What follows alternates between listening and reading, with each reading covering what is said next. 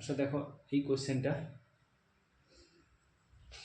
আগের ক্লাসে তোমাদের নিয়ে এসেছিলাম। দেখো, এই ধরনের কোশ্চেন থাকলে রুটের ভিতরে এইভাবে ইনফিনিটিভ যদি থাকে, আমরা কি বলেছিলাম, পরপর দুটি সংখ্যার গুণফল খুঁজতে হবে। 3 আর 4 গুণফল 12 হয়, এখানে প্লাস থাকলে 4 অ্যান্সার হবে, আর মাইনাস যদি থাকে, এখানে মাইনাস যদি থাকে, এখানে মাইনাস থাকলে তাহলে 3 অ্যান্সার হবে, এটা বলেছিলাম। প্লাস থাকলে, আচ্ছা যদি এই সংখ্যাটাকে, এই যেমন এই সংখ্যাটা, এটাকে কি হচ্ছে, 7কে ভাঙা যাচ্ছে না পরপর দুটি সংখ্যায়, তাহলে সেক্ষেত্রে কি হবে? তাহলে সেক্ষেত্রে সেক্ষেত্রে সেক্ষেত্রে ফর্মুলা হবে 4a + 1 বাই 2, এটা হবে 4a + 1 + 1 বাই 2।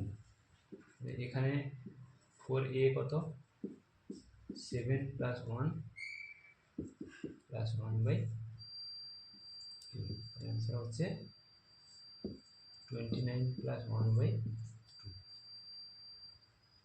এটাই অ্যান্সার হবে।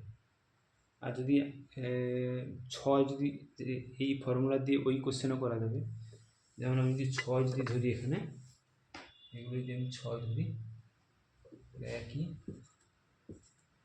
6 যদি ধরি, 4 × 6 + 1 বাই 1 বাই 2, কত হচ্ছে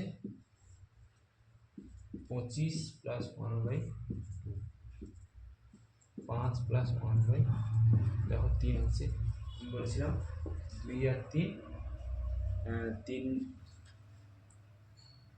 যদি পরপর দুটি সংখ্যার গুণফল যদি প্লাস থাকে তাহলে 3 হবে। আর এইখানে যদি, তাহলে এটা হলো, বুঝতে পারলে। আর এইটা যদি মাইনাস থাকে, ধরো এইটা মাইনাস থাকে, 7 - 7 - 7 এইভাবে যদি চলতে থাকে, তাহলে সেক্ষেত্রে কি হবে, 4a + 1 - 1 বাই 2, এখানে প্লাস হবে, প্লাস থাকলে মাইনাস থাকলে মাইনাস হবে। এই জিনিসগুলো একটু মাথায় রাখবে, ঠিক আছে।